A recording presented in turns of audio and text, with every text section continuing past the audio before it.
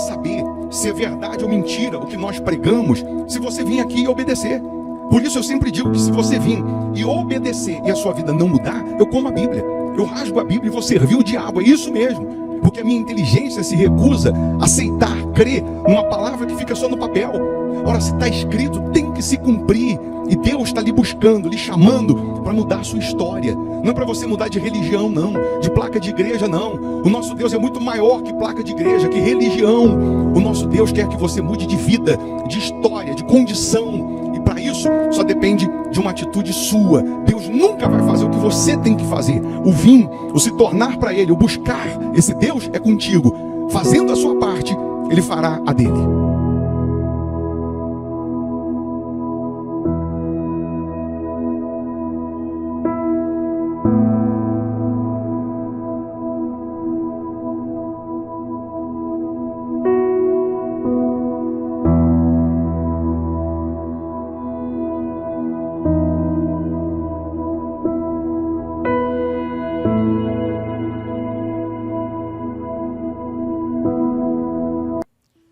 Bom dia, que Deus abençoe a sua vida. Hoje é sexta-feira, dia 23 de maio de 2025. Estamos aqui mais uma vez diante do Senhor Jesus, consagrando a nossa vida, apresentando a nossa alma, apresentando os nossos sonhos, planos, o nosso dia. Que a sexta-feira seja uma sexta-feira de bênção na sua vida. Quero pedir que você já prepare aí o seu copo com água ou a sua garrafa com água, porque daqui a pouquinho nós vamos consagrar, vamos beber, vamos determinar que o poder de Deus materializado chegue na sua vida, toque na sua vida, nos seus caminhos, tá bom? Eu quero também que você se inscreva no canal, você que ainda não é inscrito, que você se inscreva aqui, é só clicar em se inscrever, não custa nada. Você pode clicar aí, não vai custar menos de 30 segundos aí do seu tempo. Para você clicar, se inscrever e no sininho, se você já é inscrito, você clica lá no sininho e coloca em receber todas as notificações. Tá bom? Vamos juntos já falar com Deus. Quero que você também escreva aqui nos comentários, o seu nome, o nome do seu ente querido, o nome de um familiar, o nome de um amigo, o nome de alguém que precisa de oração, o nome de alguém que você quer apresentar a Deus, Nós vamos juntos unir a nossa fé. Nosso Deus, que Ele é onipotente, que está em todos os lugares e tem poder para todas as coisas, que Ele possa tocar neste seu ente querido, neste seu amigo, conhecido, e faça um milagre acontecer, tá bom?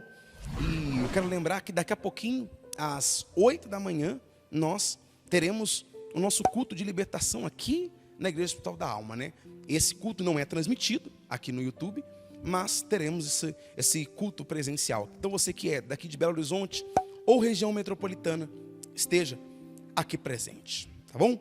E você que não é daqui de Minas Gerais, você ou que é das cidades mais distantes, você pode acompanhar às 7h30 da noite o culto. Vamos determinar que haja libertação, vamos determinar que todos os males sejam arrancados, da sua vida. Que todo mal saia da sua vida.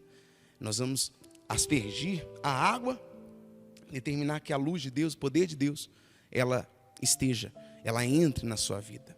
Tá bom? Então, prepare a sua garrafinha, seu aspergidor, não sei se essa seria a palavra certa, mas prepara aí uma garrafa para você aspergir aí no momento da oração. Pastor, eu não tenho esse borrifador, seria a palavra. Me fugiu a memória. Eu não tenho esse borrifador. Você pode pegar uma garrafa com água normal e no momento da oração você vai molhar um pouquinho a sua mão e jogar em cima da sua cabeça, jogar aí na sua casa, para que o milagre aconteça. Amém? Antes de orarmos, eu quero que você tire um print aí. Vou colocar aí na tela a nossa agenda, Nossa agenda da nossa semana, para que você esteja por dentro aí dos horários de culto. Horário de culto que é segunda, quarta e sexta, às 8 da manhã, e às 7h30 da noite.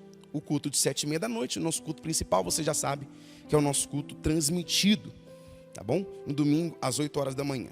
Tem o nosso WhatsApp aí também, você pode anotar e mandar uma mensagem. Tira um print aí, manda para os seus amigos, coloque lá no seu status, coloque lá no seu Facebook, no seu Instagram, no seu TikTok. Anuncie para outras pessoas que Jesus está vivo, que Jesus, ele pode resolver todo e qualquer problema. Vamos juntos falar com Deus? Então, se possível aí no seu lugar, feche os seus olhos. É momento de oração. Meu Deus, em nome do Senhor Jesus, nós entramos na tua presença mais uma vez. Pedimos, meu Pai, que o Senhor, com a tua infinita bondade e poder, chegue, toque agora na vida e nos caminhos dessa pessoa que nos acompanha. Há pessoas, meu Deus, que estão sofrendo com uma doença desenganada pela medicina. Há pessoas, meu Deus, que estão sofrendo com a perda de um familiar, ou estão com depressão, angústia, tristeza. Meu Pai, eu peço que o Senhor passe, penetre o teu poder agora, do alto da cabeça à planta dos pés, e que toda maldição, que todo tormento, que toda força do mal seja arrancado da vida, dos caminhos dessa pessoa. Eu ordeno agora que em nome de Jesus, toda maldição, eu ordeno agora que em nome de Jesus, toda praga, toda mazela da vida, dos caminhos, do coração deste homem, desta mulher, seja agora repreendido, seja agora arrancado, seja agora queimado em nome do Senhor Jesus. Ó Deus, penetra a tua luz, meu Pai, penetra o teu santo poder neste coração, neste corpo, e eu ordeno que não haja mais espaço para a depressão, que não haja mais espaço para a miséria, que não haja mais espaço para a tristeza, que não haja mais espaço para, meu Pai, a angústia. Eu ordeno que todo mal da vida e do corpo desta pessoa, toda fraqueza espiritual, em nome de Jesus, saia agora.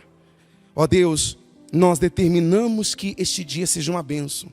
Determinamos, meu Pai, que este dia seja um dia de milagres, de restauração, que essa pessoa possa colher os frutos de uma vida contigo, de uma obediência contigo. Minha amiga e meu amigo, seja abençoada, abençoado. Receba o poder que vem do alto. Em nome de Jesus, que esta água, meu Deus, seja consagrada. Que quando este homem, essa mulher beber desta água, que entre vida, que entre salvação, que entre libertação, que essa pessoa possa sim desfrutar, meu Deus, das tuas maravilhas, possa sim colher frutos de uma vida abençoada. É isso que nós determinamos em nome de Jesus. Minha amiga, meu amigo, aí onde você está, beba desta garrafa com água, ou deste copo com água, e receba o poder de Deus. Receba a vida que há em Deus, em nome de Jesus.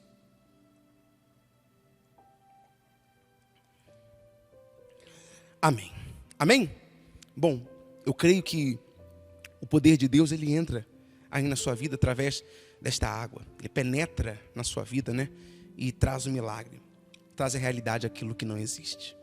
Nós vamos ficando por aqui. Mais uma vez, que Deus abençoe e ilumine este dia. Eu vou deixar aqui um trecho de uma pregação. Eu quero que você acompanhe, que você possa fortalecer a sua fé, se unir a Deus. Que o Senhor Jesus, ele te abençoe. Abençoe a sua casa, abençoe a sua família. Que Deus ilumine este dia. Lembrando, daqui a pouquinho, às 8 da manhã, a reunião. E às 7h30 da noite também, transmitido aqui no nosso canal no YouTube. Que Deus abençoe a sua vida. Forte abraço. Tchau, tchau. Aqui em 2 Crônicas 7, não está nessa folha aí não. Depois você vai conferir na sua casa. 2 Crônicas, capítulo 7. O título diz: a glória de Deus aparece.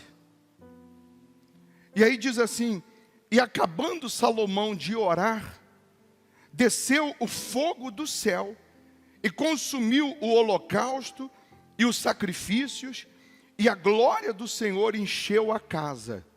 E os sacerdotes não podiam entrar na casa do Senhor, porque a glória do Senhor tinha enchido a casa do Senhor. Preste atenção para que você não desvie o seu pensamento para outros lugares ou outras coisas, e aí você não vai conseguir entender o que Deus quer que você entenda. Salomão, ele recebe do seu pai uma ordem de que quando o reino estivesse estruturado financeiramente, ele, Salomão, iria construir o templo para Deus. Ele iria construir uma casa fixa para Deus, porque até então tinha o tabernáculo, só que era móvel. E Salomão construiria o templo. Davi passa para Salomão a planta, passa para Salomão como esse templo deveria ser construído.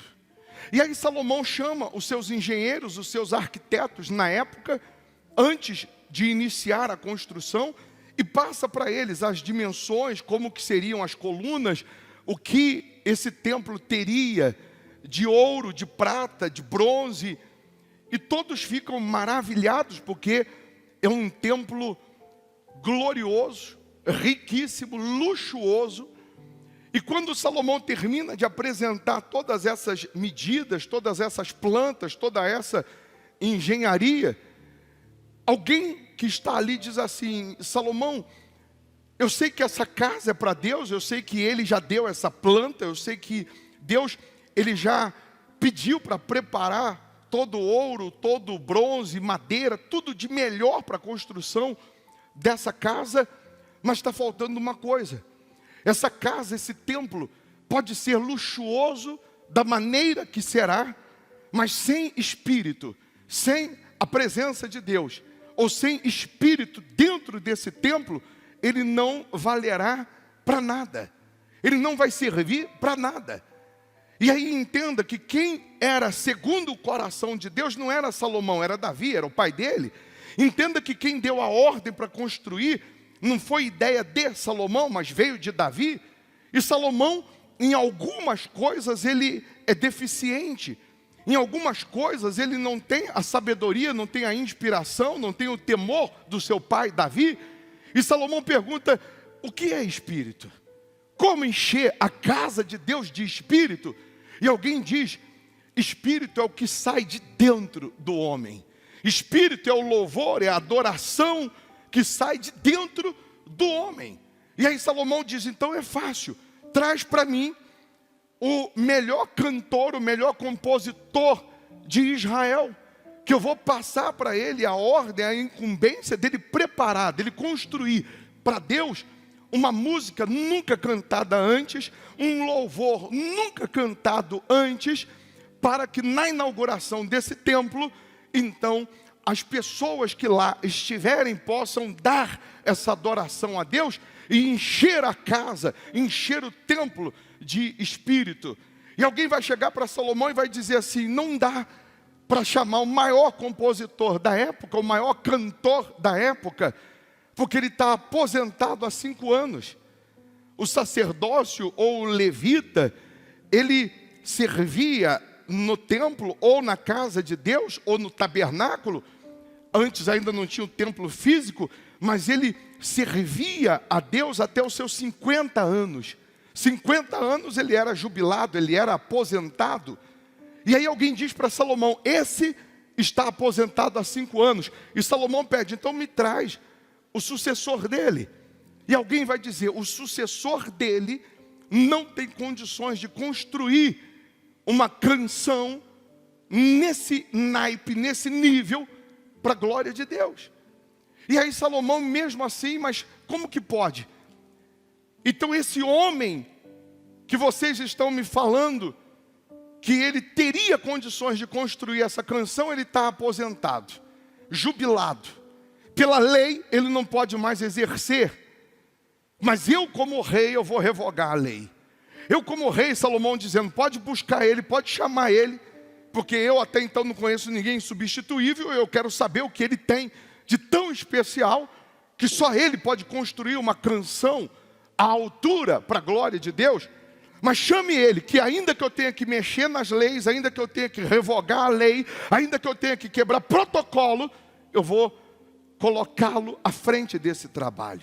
O que eu quero que você entenda com esse trecho é que ainda que o tempo, ainda que a situação, ainda que as condições, elas te excluíram, elas te tiraram do serviço a Deus, Deus, ele pode quebrar protocolo, ele pode quebrar leis, ele pode revogar lei, e ele quer colocar você no lugar que ele te escolheu para você exercer, como servo dele, como serva dele.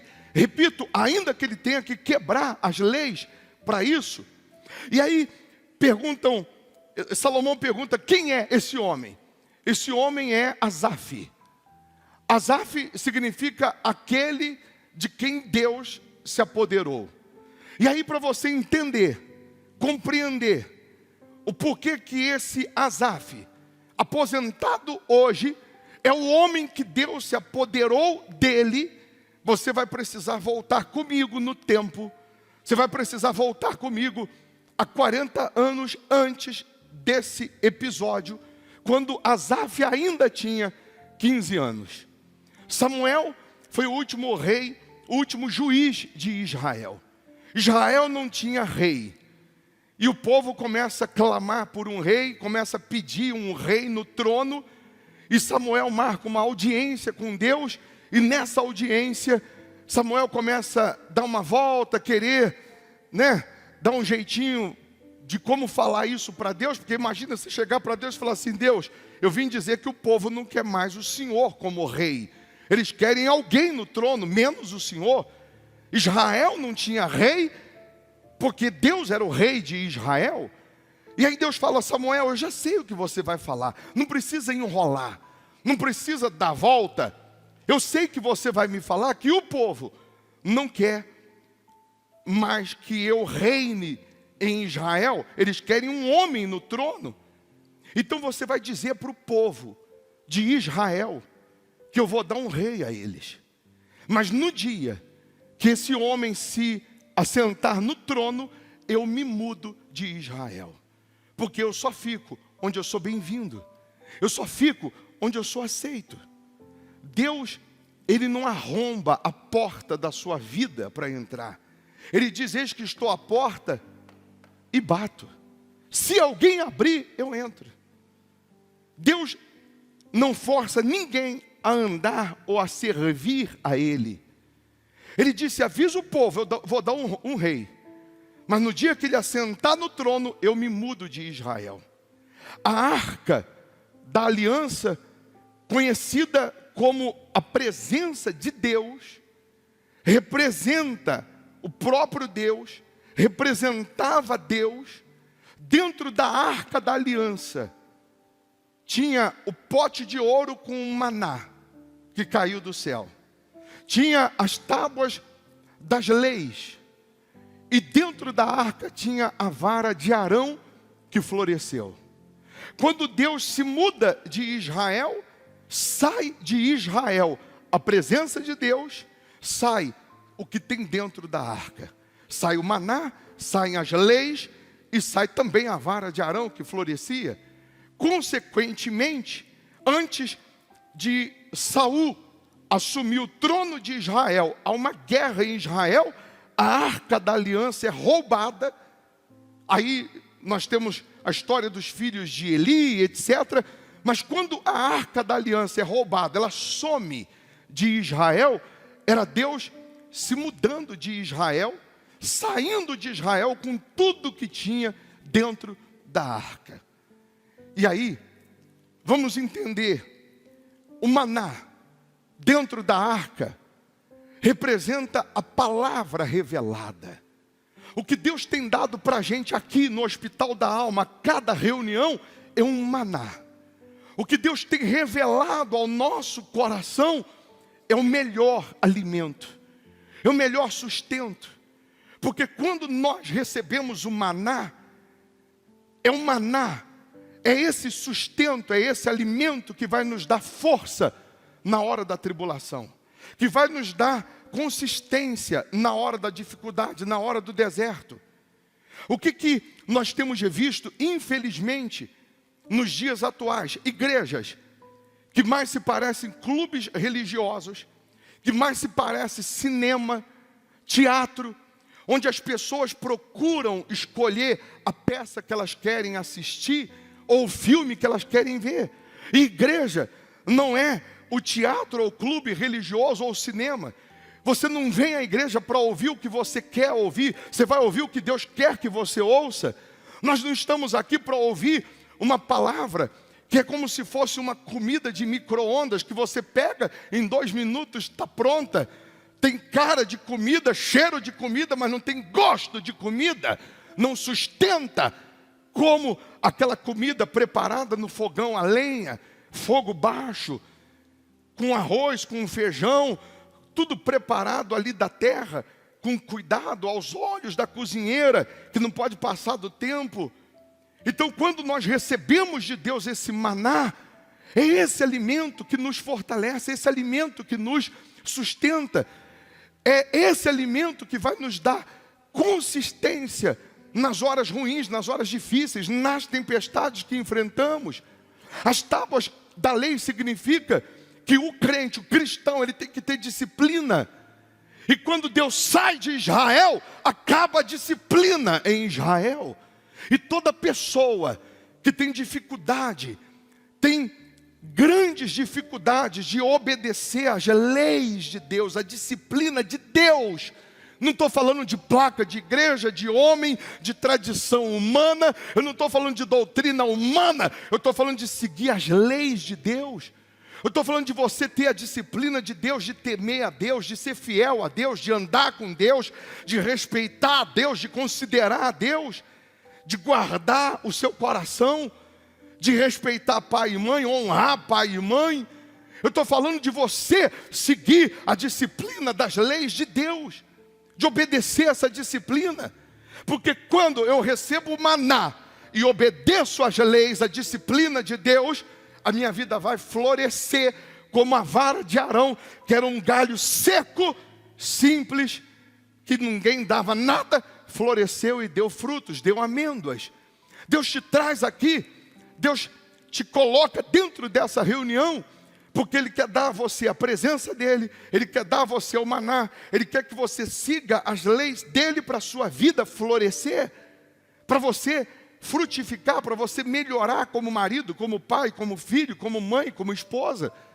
E, infelizmente tem pessoas que o tempo está passando, ao invés dela evoluir, dela florescer, ela está secando.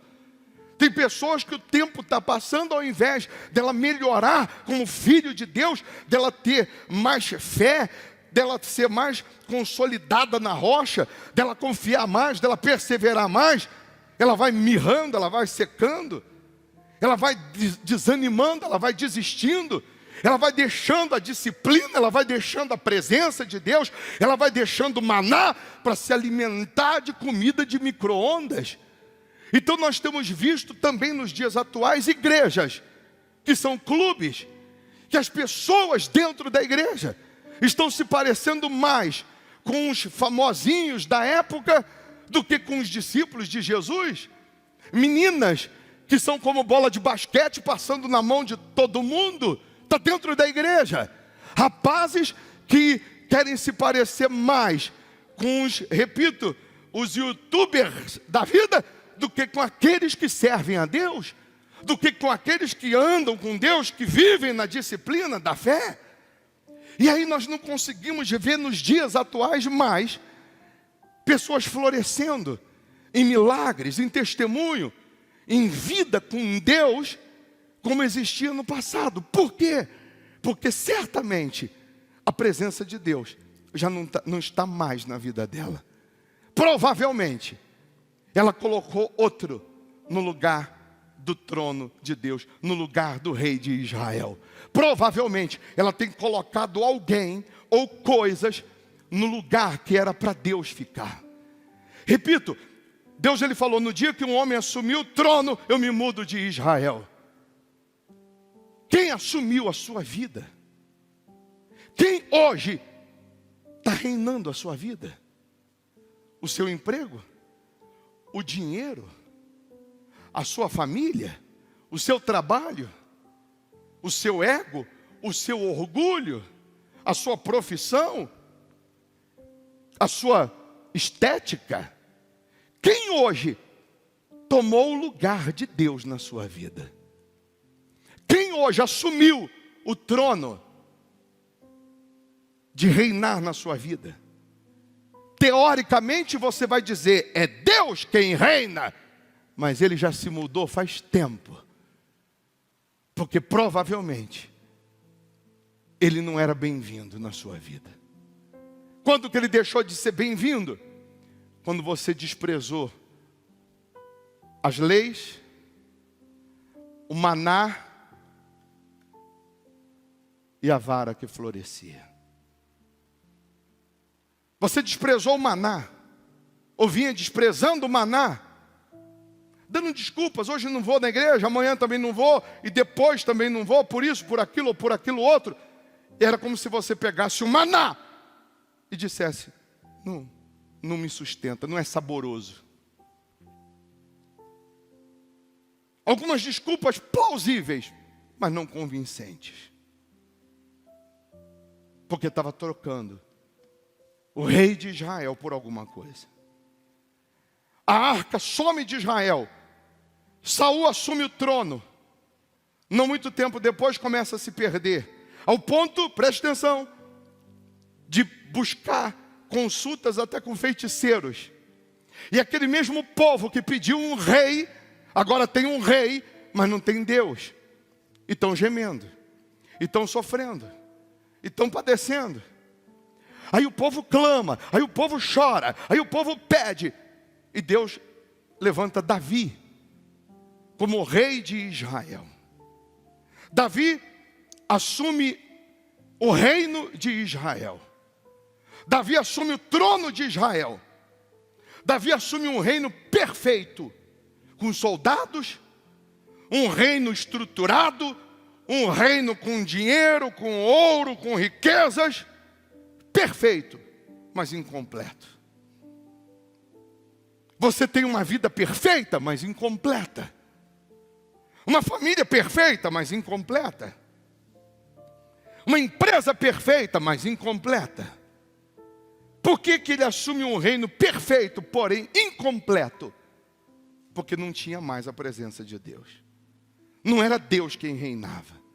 Não era Deus quem habitava ali. Um vaso lindo, trabalhado, uma obra-prima, pode ser perfeito, mas incompleto, porque ainda não tem o adorno necessário dentro dele. O céu é perfeito, mas incompleto, porque os moradores do céu ainda estão aqui no Hospital da Alma hoje. Em breve vão estar lá para completar o reino dos céus. Você tem uma família que não é lá aquelas coisas, tem defeitos. Mas se não tiver o Espírito de Deus, é incompleta. Você pode ter o melhor carro, a melhor casa, você pode ter todo o ouro do mundo. Se não tiver Deus, você vai continuar sendo incompleto. Você tem uma vida, você tem um reino, você tem uma família, que se você olhar defeitos e procurar defeitos, tem. Procurar falhas, tem. Mas você não vai resolver as falhas ou os defeitos sem a presença de Deus. Você não vai mudar ninguém da sua família sem a presença de Deus. Você não vai conseguir ajudar ninguém da sua família sem o Espírito de Deus. Você tem os seus sonhos, os seus objetivos, mas sem o Espírito de Deus na frente, direcionando, dirigindo, você não vai conseguir se realizar, ainda que alcance os seus sonhos. Acorde e preste atenção. Davi assume esse trono, e Davi entende que sem Deus não tem como reinar, que sem Deus não tem como ele ter sucesso naquele lugar. E Davi chama os seus soldados e vai no campo do inimigo buscar a arca da aliança, buscar a presença de Deus. Davi estava dizendo, eu me recuso sentar no trono se Deus não estiver à frente dele. Eu me recuso a assumir um reino se Deus não reinar. Eu me recuso a estar na minha casa se Deus não está aqui dentro. Eu me recuso a estar nessa empresa se Deus não está aqui. Eu me recuso a estar nessa igreja se Deus não está aqui. Eu me recuso a estar num lugar que Deus não esteja. E Davi vai buscar a arca da aliança. Coloca a arca em cima de carros de bois. A Bíblia diz que eles davam 6 passos. No 7º, parava e apresentava um sacrifício a Deus, um boi como sacrifício. Dava mais 6 passos, parava e sacrificava outro boi no 7º passo. Alguns soldados chegam para Davi, ou alguns soldados, e dizem assim: desse jeito, Davi, nós vamos levar 3 meses para chegar em Jerusalém. Eu imagino Davi falando que leve 3 anos, mas eu não sento no trono se Deus não estiver em Jerusalém. Que leve mais tempo, mas eu me recuso a assumir o trono se Deus não estiver lá. Em outras palavras, Davi estava dizendo: ainda que demore, mas eu só assumo a condição de Israel se Deus for o rei de Israel. E Davi manda alguém na frente avisar Mical, a esposa dele, para preparar uma festa. Calculam mais ou menos quanto tempo iam levar para chegar. Avisa Mical que tem que preparar a festa, porque o Deus de Israel está voltando. Prepara a festa, porque Deus está voltando para Israel. Prepara a festa, porque está voltando a arca. Está voltando Deus, a presença de Deus. Está voltando as leis, a disciplina. Está voltando o maná. Está voltando a florescer como a vara de Arão. Vai voltar a florescer. E Davi vem sacrificando, e vem caminhando, e vem sacrificando, e vem caminhando. E a festa está sendo preparada. Quando a arca da aliança entra pelos portões de Jerusalém, está todo o povo reunido, toda a plateia, todo o povo esperando. Soldados que estavam com Davi, que nunca viram a arca, ouviram falar, mas agora estavam vendo. Pessoas que estão aqui nessa reunião, que já ouviram falar de Deus, mas ainda não viram, vão ver. Quando a arca entra, alguns anciãos da época, que sabiam do poder da arca, que era o próprio Deus, que sabiam da arca, quando vem a arca, começam a chorar, caem de joelhos, choram, oram. As pessoas, ao invés de ovacionar, de aplaudir, de se alegrar, porque Deus voltou para Israel, a presença dele voltou, eles ficaram em silêncio. Quando vem um cavalo de Davi, quando Davi entra no seu cavalo, o povo começa a aplaudir, gritar. E eu imagino Davi ficando corado de vergonha, porque os louvores, os aplausos não era para ele, para Davi, tinha que ser para Deus. Davi desce do seu cavalo, a esposa dele está na janela, porque o protocolo, o rei tinha que apresentar a festa, o rei tinha que se pronunciar, estava tudo preparado, tinha um protocolo, tem uma regrinha. Primeiro o rei vai pronunciar, vai apresentar, vai discursar, vai falar das suas lutas nesses dias que ele ficou fora. Mas Davi quebra todos os protocolos, tira a roupa de rei, tira a coroa de rei e fica seminu. Para resumir, Davi fica como se tivesse vestido pior que um mendigo, só de pijama, só de samba canção. Por que Davi fez isso? Ele se despiu. Ele estava mostrando para as pessoas: eu não sou nada, eu não sou ninguém sem Deus. Ele estava dizendo: eu não sou rei porcaria nenhuma se o rei verdadeiro não estiver aqui. Ele estava dizendo: essa coroa, o meu título é nada se Deus não estiver aqui. Quem tem que ser ovacionado, aplaudido, exaltado é Ele. E a Bíblia diz que Davi começa a dançar, começa a bailar de alegria para Deus, diante da arca. Eu imagino Davi fechando os olhos e dançando diante da arca. E aquilo foi contagiando A Bíblia fala que a mulher de Davi, quando viu isso, Mical, o nome dela, da janela, ela desprezou no coração. Está escrito que ela desprezou no coração e disse: o meu marido está fazendo o quê? Vestido desse jeito, como se fosse um vadio. E porque ela desprezou a presença de Deus, a alegria, a disciplina, porque ela desprezou o próprio Deus, ela ficou estéril, útero seco. E tem muita gente que está da janela. Tem muita gente que se acha melhor do que não sei quem e da janela. De longe, ela vem na igreja e ela fica desprezando. Ela despreza dízimo, ela despreza a palavra, ela despreza a voto, ela despreza o próprio Deus. E ela fica estéril.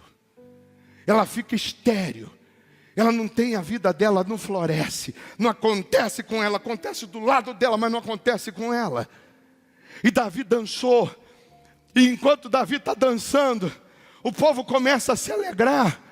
E um garoto de 15 anos quebra o protocolo, pega na mão do rei, toca no ungido de Deus e começa a dançar com Davi também. E esse menino de 15 anos que toca no ungido de Deus chama-se Asaf, o homem que Deus se apoderou dele, porque ele se alegrou quando Deus entra em Israel. Ele festejou, ele comemorou, celebrou quando Deus entrou em Israel. Ele toca em Davi e ele recebe a unção de Davi. Deus se apodera dele. De tal maneira que se você pegar os salmos de Asaf, 50, do 73 ao 83, parece que é Davi que escreveu. Parece que era Davi compondo. Asaf, ele é envolvido por Deus e recebe a unção de Deus. Agora você vai entender por que lá, na inauguração do templo, não tinha outro para compor a música, para compor a canção que iria agradar a Deus. Você entende que agora, lá na inauguração do templo, era esse Asaf que ia construir a música, mas ele já estava aposentado há 5 anos. Na cabeça de Asaf, o tempo dele já passou. Na cabeça de Asaf, o templo que Davi falava, pregava, vai ser construído, vai ser inaugurado. E ele não é mais o levita, ele não é mais o maestro, ele não é mais o tecladista da época, ele não é mais o compositor. E Salomão manda chamá-lo, quebra as leis, revoga a lei, e restitui ele, e diz para ele: você vai construir a música.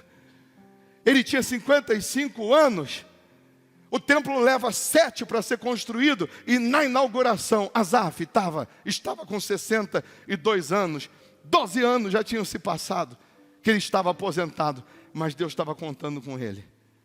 Deus estava contando com ele. A presença de Deus, o próprio Deus, Ele quer voltar para a tua vida. Se é que Ele foi embora.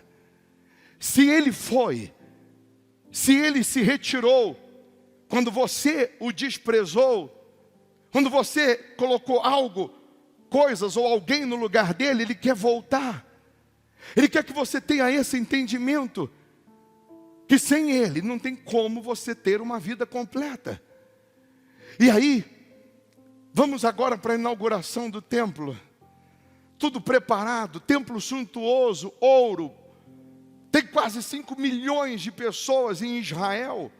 Lá fora, 2 milhões, 3 milhões de pessoas, porque não cabe todo mundo dentro. Dentro, só os mais importantes, convidados. Eles apresentam sacrifícios a Deus, oferecem sacrifícios a Deus, e à medida que vão oferecendo o sacrifício, uma nuvem paira sobre o templo de Salomão. Vamos nos transportar para aquele dia. Deus se manifestava assim, lá no deserto, uma nuvem guiava o povo de dia, uma coluna de fogo à noite. O profeta Isaías diz que Deus, nas asas do querubim, como se eles trouxessem o trono, veio voando. Os querubins acima da cabeça de Deus cantavam: Santo, Santo, Santo, Santo é o Senhor.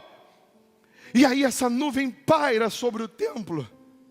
Deus aspira o sacrifício. Tudo fica escuro, sombra. Eu imagino Deus parado em cima do templo. Os querubins cantando, santo, santo, santo, santo, santo. E de repente Deus... Porque agora é o momento que Salomão chamou Asaf para apresentar a canção que ele compôs a Deus. Eu imagino Deus falando para os querubins. Porque Salomão está dizendo lá dentro agora: vem, Asaf, apresenta a música que você, Asaf, o homem que Deus se apoderou, construiu para Deus. Você construiu uma canção para que através dela Deus seja adorado e haja espírito dentro do templo. Maior valor lá dentro do templo não era o ouro, mas era a adoração. E a Bíblia diz que uma nuvem enche o templo nessa hora. A Bíblia diz lá em Reis que nessa hora uma nuvem entra no templo, que é a glória de Deus, representada por essa nuvem. E essa nuvem vai entrando e enche de tal maneira que não fica uma pessoa de pé. Todos caem de joelhos e começam a adorar a Deus.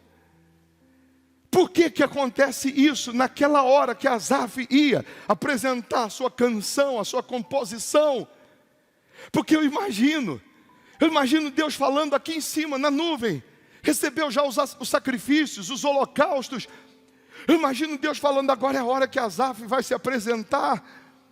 E um homem quebrou um protocolo para ele preparar essa canção.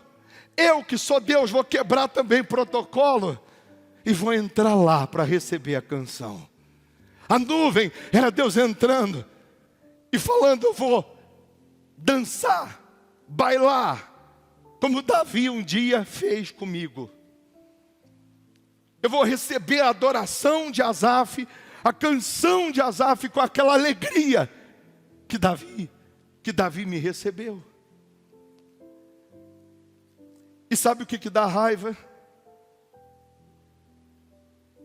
É que a canção que Asaf escreveu, a gente não sabe. Mas Deus, conhecendo já a canção, que Ele sabe o futuro, Deus já tinha ouvido aquela canção que Ele fez.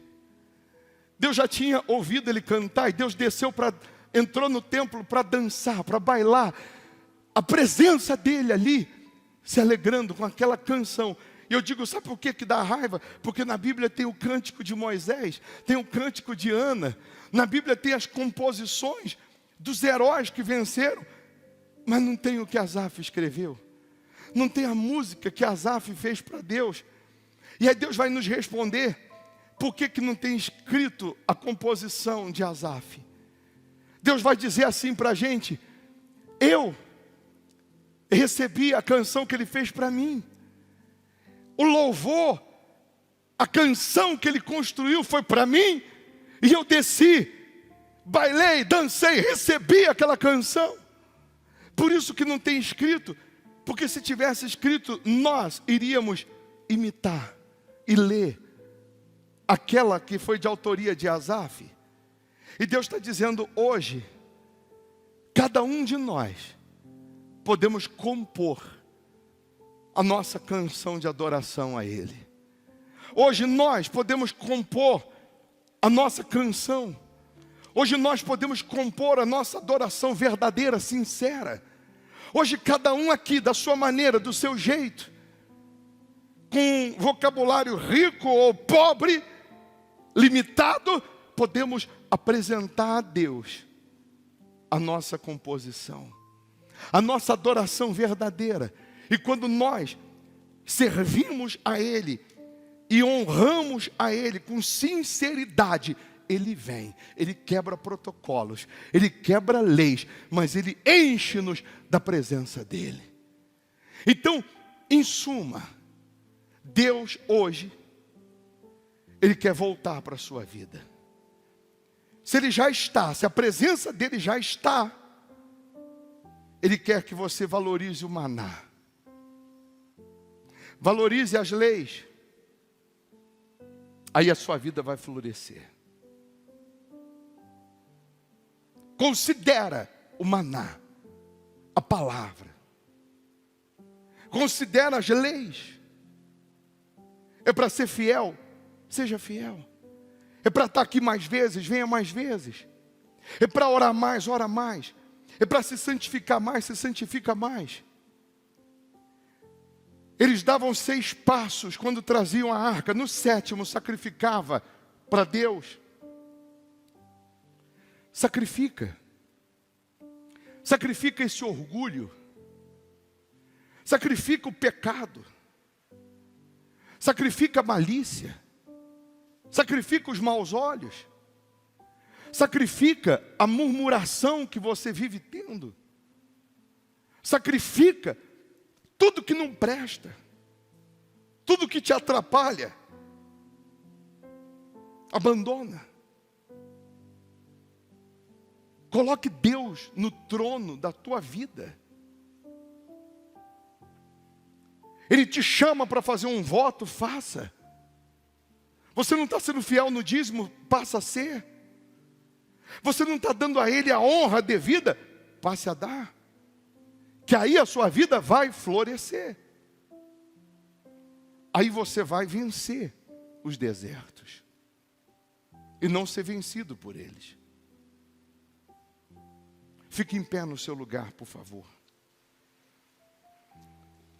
Faça do seu lugar agora o seu santuário.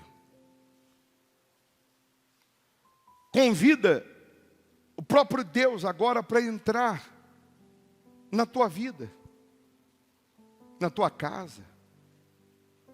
Convida Deus para receber a composição que você escreveu. Adoração sincera. Adoração verdadeira. Olhe para mim mais um minuto, por favor. Você não pode sair daqui estéril. Você não pode sair daqui considerando o que é glorioso, o que é extraordinário, que é a presença de Deus, como se fosse algo comum.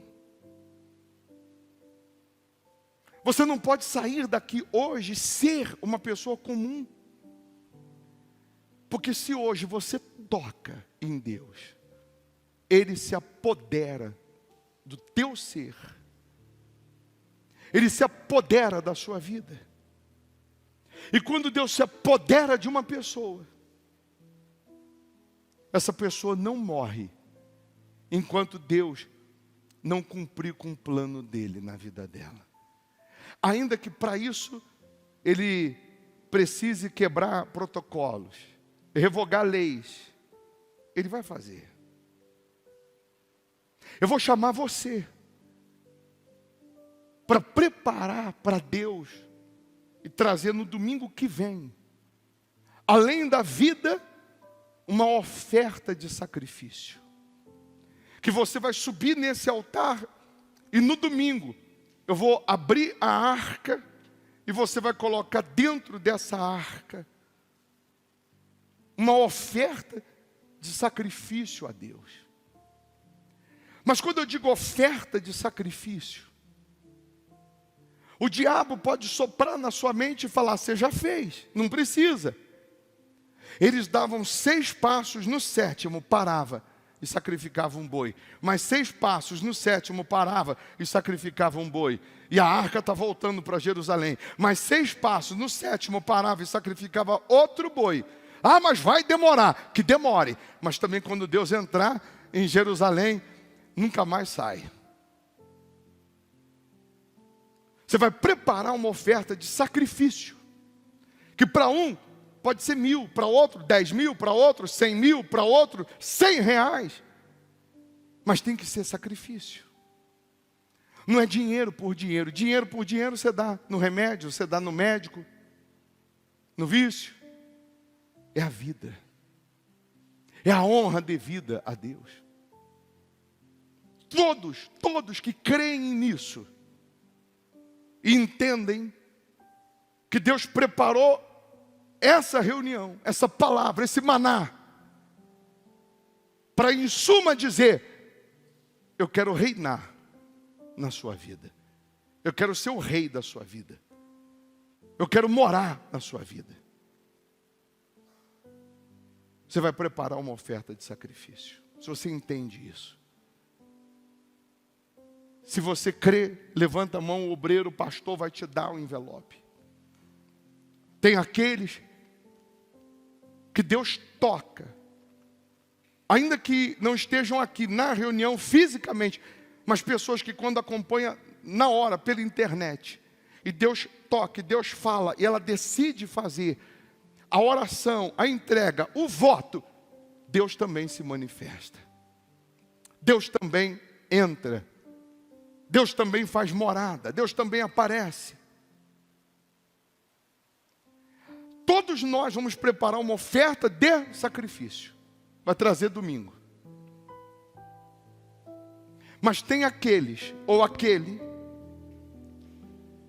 que Deus está te escolhendo, te chamando, para você fazer como eles fizeram. 6 passos, no 7º, apresentaram um boi. Eu quero uma pessoa que vai fazer um sacrifício de R$7.000 ou mais. 7 representando a perfeição e os 7 passos que eles davam. Mas essa pessoa que vai fazer, ou que Deus te move, te toca para isso, fazer esse voto, sacrifício de 7.000 para cima, você vai pegar essa arca aqui, pequenininha aqui, que é igual a que eu tenho em casa. Não é para adorar a arca. Ela vai simplesmente simbolizar o seu sacrifício e o próprio Deus, na tua empresa, ou no teu escritório, ou na tua casa.